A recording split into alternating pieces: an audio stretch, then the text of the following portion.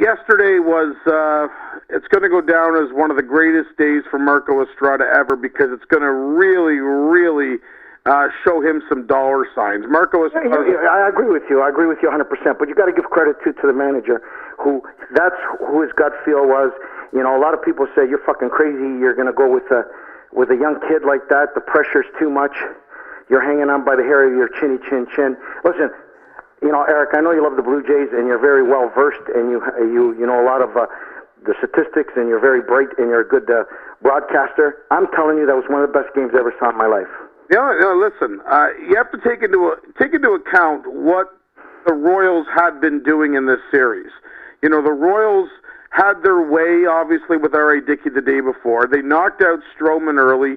They had that magical seventh inning against Price where they came back from 3-0 down. They've beat up on the Blue Jays bullpen.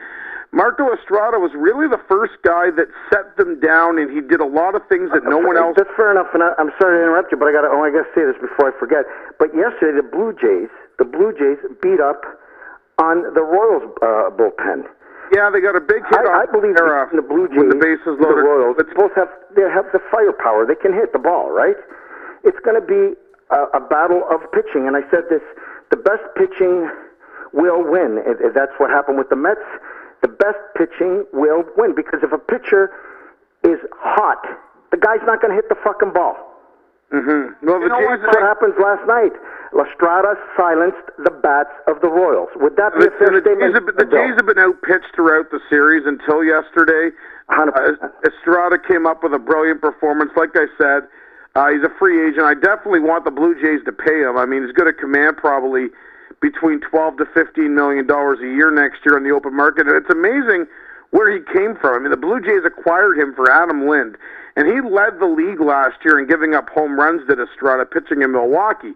So obviously coming to the AL East, you know, a hitter-friendly ballpark with a 91-mile-an-hour fastball, you had to be very concerned Estrada would struggle with the long ball. But what he's done with Deontay Navarro this year has been completely magical, and you really got to give them both a lot of credit. Today and going forward, I'm telling you that if the Jays beat the Royals and go to the next level and go to the World Series, he's going to get more than $12 million a year from anybody. Absolutely. What he did was really shut down a lineup that has not been able to be shut down. I think Estrada's changeup has stifled, and just like Billy said a couple of games ago, you know, you use the pitcher too much. The other team, with their intel and the technology that they have nowadays, right, figures out where he's going, and that's how the batter sets himself up.